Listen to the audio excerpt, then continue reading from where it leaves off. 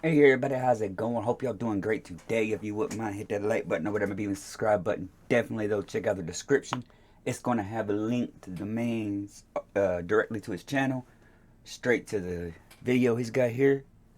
Uh, also have we've done one other video with him, so there is a playlist that's down there.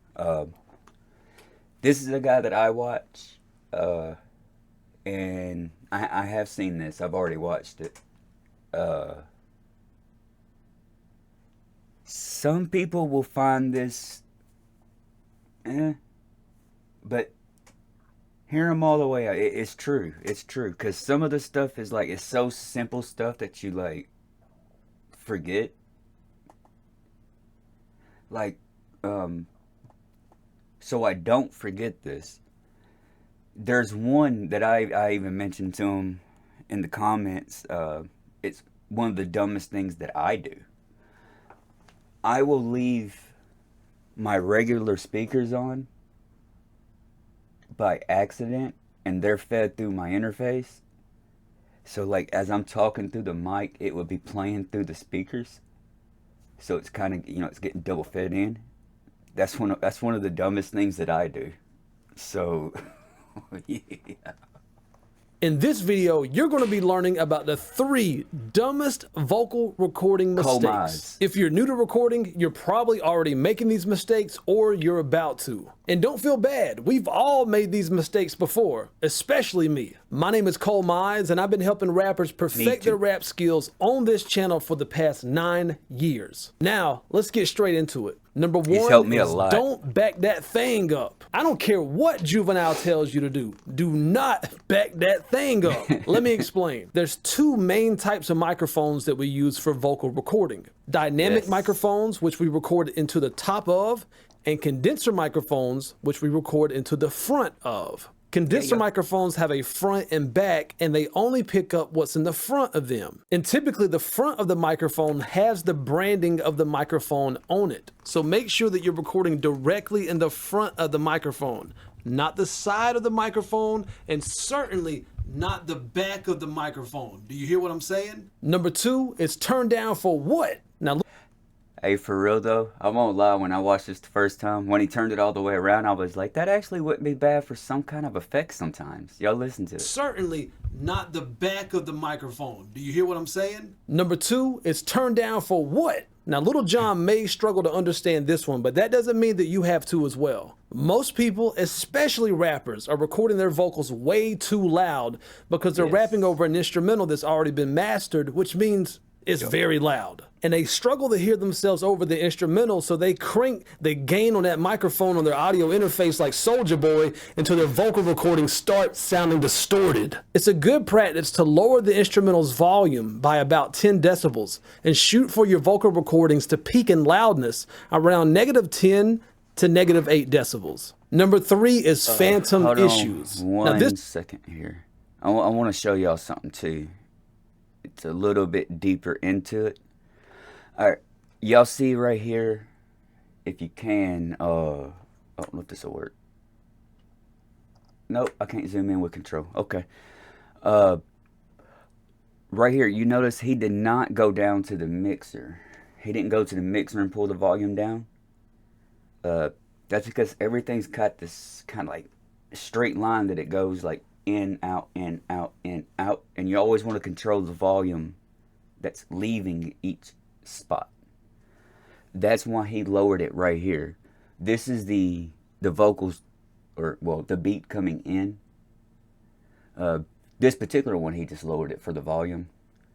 But he did that out of habit right here because if there's anything that you honestly need to lower that's just been recorded a little too loud, the first thing you want to do is lower it inside of the track right here. Not the mixer itself. There's no need to be pushing sliders yet. That makes practice to lower the instrumental's volume by about 10 decibels and shoot for your vocal recordings to peak in. Okay, that button did something. Man, that is not playing back at normal speed. Loudness around -10 to -8 decibels. Number 3 is phantom issues. Now this one is really stupid, and we've all been giving over an instrumental that's already been mastered. What the f happened?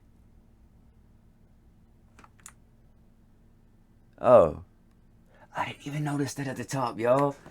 If y'all was here, I'd be like, why ain't y'all tell me? Rapping over an instrumental that's already been mastered, which means they gain on that microphone on their audio interface like Soulja Boy until their vocal recordings start sounding distorted. It's a good practice to lower the instrumental's volume by about 10 decibels. See, like, it brings it in right there, then it leaves there and goes to your mix board. So you're controlling the volume the whole way. And shoot for your vocal recordings to peak in loudness around -10 to -8 decibels. Number 3 is phantom issues. Now this one is... I personally shoot for -6 to -8. But that's a ton of headroom. That's a ton of headroom. So you're still good. Because really, even at the -6, I've noticed it's kind of not right, where you could actually peak up and it still is okay. So it's really about a -8 or so. But what he's recommended is actually very good.